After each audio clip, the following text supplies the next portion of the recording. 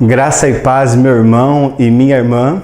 Bom, estamos nós aqui para mais uma aula do nosso PB, do nosso panorama bíblico, e é sempre bom reforçar o quanto para nós é motivo de alegria e também muito importante poder contar com sua participação aí a cada semana, a cada quinta-feira, esperando as aulas aí serem postadas para que você possa acompanhar. Hoje o assunto, o livro que nós vamos abordar na aula de hoje é o livro de Esther. E o título do livro é retirado aí do nome da figura central aí do livro, que é a rainha Esther. Você deve saber que Esther é o seu nome persa e Hadassah é o seu nome judeu, né? Esse livro de Esther é um dos dois livros do Antigo Testamento que leva o nome de uma mulher. Junto ao livro de Esther, há também o livro conhecido e chamado o livro de Ruth. O autor do livro é desconhecido, embora a sua familiaridade com os costumes judaicos e também os costumes persas sugere que ele possa ter sido um judeu que viveu ali na capital Suzã, né, a capital ali persa. A data do livro é aproximadamente o ano de 460 a.C., que deve ter sido escrito logo após ali a morte do rei Assuero. O livro vai cobrir um período aí de 10 anos, o período que durou o reinado de Assuero, o Império Persa. Então é esse período aí que vai cobrir a história que está registrada no livro de Esther. Vejamos o cenário político daquela época, daquele cenário. Sob o reinado de Assuero, o Império Persa chegou ao auge do poder.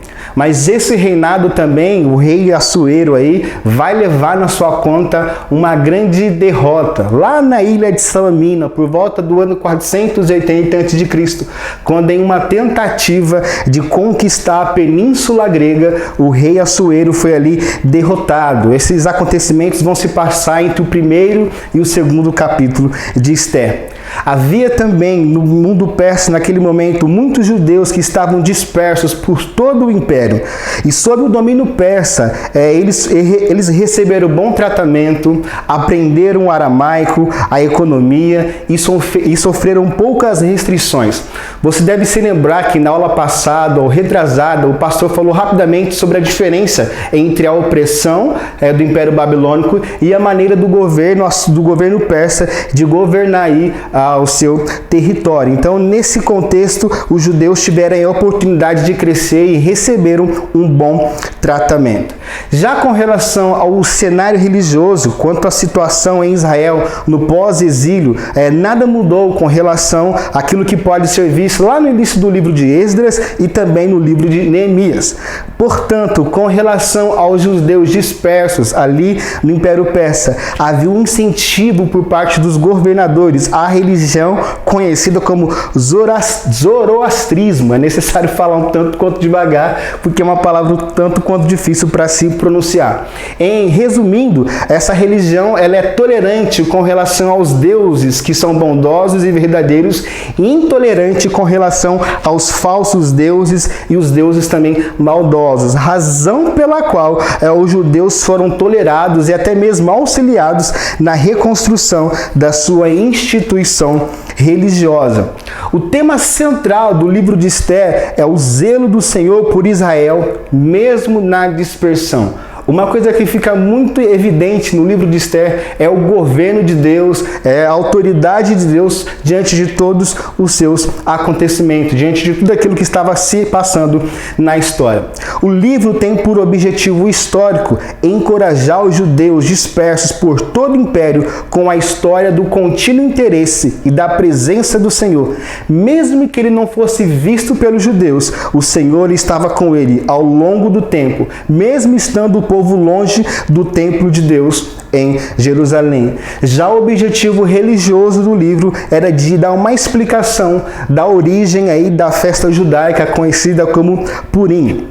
Eu quero conversar com os irmãos e a gente vai decorrer daqui para frente falando acerca de algumas contribuições singulares do livro de Esther. E a primeira contribuição é as sementes do antissemitismo, melhor dizendo, que embora o termo tenha sido usado apenas em 1879, já que no livro de Esther, o primeiro ato de antissemitismo, ou seja, preconceito ou ódio com relação aos judeus, foi expresso pela primeira vez no livro de Esther. Assim como Hitler, um homem chamado Haman, um homem que recebeu aí de Assuero uma posição de destaque no seu governo, nutria no seu coração um profundo preconceito ou até mesmo ódio com relação à nação de Israel, ao povo judeu. Isso porque uma vez que o rei Assuero havia colocado Haman entre a mais elevada posição entre os seus oficiais, o rei também havia dado uma ordem aos seus servos que todos eles deveriam se curvar, se dobrar ante Haman. Porém, um homem muito conhecido nessa história, chamado de Mordecai, não se atentou às ordens do rei, descumpriu aquilo que era um decreto do rei. E ao saber disso, Haman ficou furioso com relação a Mordecai. O texto vai nos dizer lá em Esther, capítulo 3, versículos 5 e também 6. Quando Haman viu que Mordecai não se inclinava, nem se prostrava diante dele, encheu-se de furor. Porém, julgou que era pouco nos seus propósitos atentar apenas contra Mordecai, porque ele havia declarado de que povo era Mordecai. Por isso, Haman procurou destruir todos os judeus, povo de Mordecai, que havia em todo o reino de Assuero. Essa aí, então, é o primeiro ato do que é conhecido como antissemitismo, preconceito ou ódio com relação aos judeus. Há também uma segunda contribuição, e aqui eu quero falar do lugar do livro de Esther na história. No mundo judaico, o livro de Esther é, sem sombra de dúvida, um livro levado na mais alta estima. O povo tem uma elevada consideração por esse livro de Esther, ficando apenas atrás daquele que é conhecido como os livros de Moisés, o Pentateuco, os 5 primeiros livros que nós vamos encontrar na Bíblia. Já para os críticos, e para alguns teólogos, o livro não tem valor algum. Para alguns, há no livro uma afirmação nacionalista exagerada e pouca ou quase nada de inspiração divina. Mas eu e você precisamos olhar para o livro de Esther, estar com o nosso coração exposto diante desse texto das Escrituras, reconhecendo a inspiração divina, tomando o livro como algo sagrado, deixado pelo Senhor para mim e para você. Vamos então para a terceira contribuição do livro de Esther, que é conhecido como um livro bíblico sem Deus. O livro de Esther é o segundo dos 2 livros bíblicos que não se menciona o nome de Deus. O que não quer dizer que não há uma presença, que não há uma atividade do Senhor no livro de Esther. Por exemplo, no capítulo 4 de Esther, nós vamos ver que ao ficar ciente de tudo aquilo que estava acontecendo e tomar também ciência do pranto em que se encontrava Mordecai, Esther vai mandar um de seus servos para procurar Mordecai, e Mordecai manda a seguinte mensagem pelo mensageiro: olha, fala para a rainha entrar na presença do rei Assuero e interceder pelo povo, porque há um decreto que diz que o povo deve ser eliminado da face da terra. Ao ouvir isso, Esther vai dizer: olha, pelo seu mensageiro, fala para Mordecai que ele sabe que todo aquele que entrar na presença do rei sem ser convidado pode ser morto, se o rei não levantar para essa pessoa o cetro.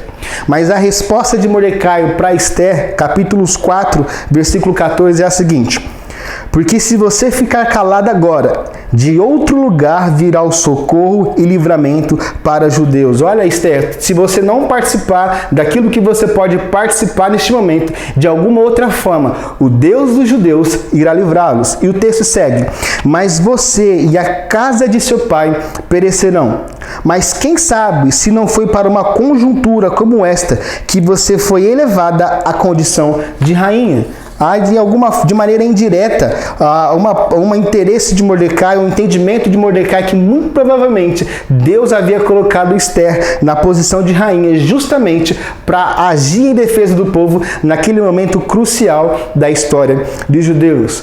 Quarto, vamos falar um pouco sobre a história de Mordecai. O livro, logo no capítulo 2, vai nos apresentar esse homem que, sendo primo de Esther, acabou adotando a Esther como filho, uma vez que os seus pais haviam morrido. Esther, capítulo 2, versículos 5 e 6, diz assim: Ora, na cidade de Suzã havia um judeu da tribo de Benjamim, chamado Mordecai, filho de Jair, filho de Simei, filho de Quis. Ele tinha sido levado de Jerusalém com os exilados que foram deportados com Jeconias, rei de Judá, a quem Nabucodonosor, rei da Babilônia, havia levado para o exílio. Então, o texto mostra que Mordecai fazia parte de um grupo de pessoas que, junto com Jeconias, foram levados para o exílio babilônico. Já no final do livro, Esther, capítulo 10, versículo 3, a descrição do livro a respeito de Mordecai diz assim: Pois o judeu Mordecai foi o segundo depois do rei Assuero, e grande para com os judeus, e estimado pela multidão de seus irmãos, tendo procurado o bem-estar do seu povo e trabalhado pela prosperidade da sua nação. Embora na história hajam outros judeus que ocuparam posição em impérios de governador, e a gente pode citar José e Daniel, nenhum desses homens governou um império tão grande quanto Mordecai, enquanto governava ali no Império Persa. Mas aí três singularidades incomuns entre esses três homens: Mordecai, José e Daniel. Vejamos então quais são. Ambos foram judeus que tiveram vidas piedosas em terras estranhas. Segundo, ambos sofreram nas mãos de inimigos invejosos que planejaram matá-los. Terceiro, ambos chegaram ao poder repentinamente após o cumprimento de maneira fiel de tarefas humildes. Foram usados para preservar o povo de Deus em tempos de opressão e cativeiro, e foram usados para salvar ou beneficiar o rei a quem servia. Essas são algumas das contribuições incomuns aí, das singularidades em comum entre esses três homens. Quinta e última contribuição, mais ou menos importante, a cristologia no livro de Esther. O livro vai nos ressaltar a lição de que não importa quem esteja ameaçando o povo de Deus, quer seja Hamã, quer seja Herodes ou até mesmo Hitler, não há nada que esses homens possam fazer diante do Senhor. Há um decreto do verdadeiro Deus ou do verdadeiro rei que é de abençoar a semente de Abraão, como Deus prometeu que iria fazer.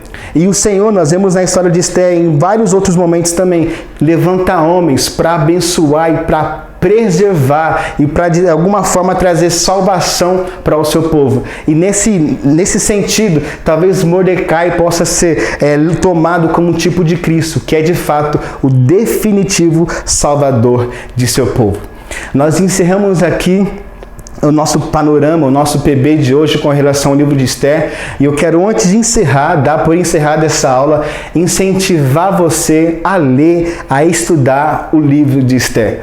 Esse livro de Esther tem muitas coisas para ensinar a mim e ensinar a você. Porque a história que é registrada nesse livro, de um lado, embora ela tenha o plano de fundo, o governo de Deus, isso pode ser visto no fato de que ele fez de uma órfã rainha. Há também, do outro lado, um homem e uma mulher que entenderam a sua responsabilidade diante do Senhor e que ousaram guerrear no mundo espiritual.